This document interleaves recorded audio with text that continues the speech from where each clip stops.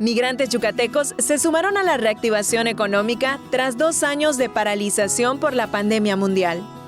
Retornar a las calles, volver a tomar nuestro espacio, volver a dejarles saber a la comunidad en general en San Francisco que estamos presentes, que no nos hemos ido, que sufrimos pero que también resistimos y que nuestra comunidad está lista y dispuesta para la recuperación, para ser parte del proceso de recuperación después de la pandemia, para ayudar a la ciudad, para ayudar a nuestra comunidad, para ayudar a nuestras familias en México a salir de un momento tan difícil como fue los últimos 2 años de la pandemia. Los paisanos retomaron las calles para llenarlas con música, color y sabor. Por eso, la edición 2022 del Carnaval de San Francisco fue denominado como el renacer de las culturas.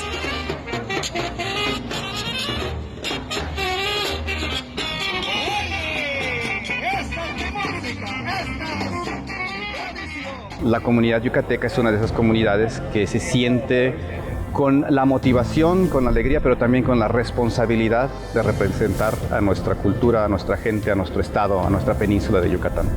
Y como la comunidad yucateca ha crecido tanto en los últimos años en esta área, es aún más importante y más relevante.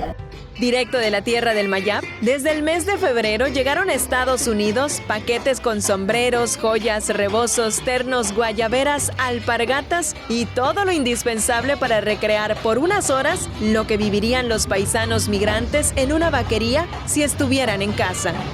En una bulla, recorren la misión para celebrar sus tradiciones, recordar a los que ya no están y vivir el carnaval.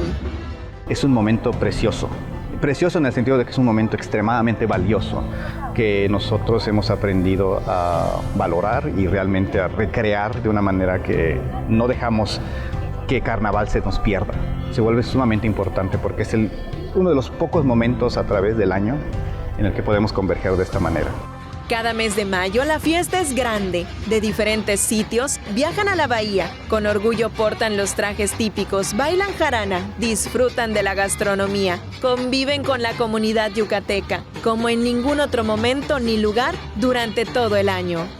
Libden Ojeda, Tele Yucatán te informa. Tele Yucatán te informa. Lunes a viernes, 3 de la tarde. Síguenos.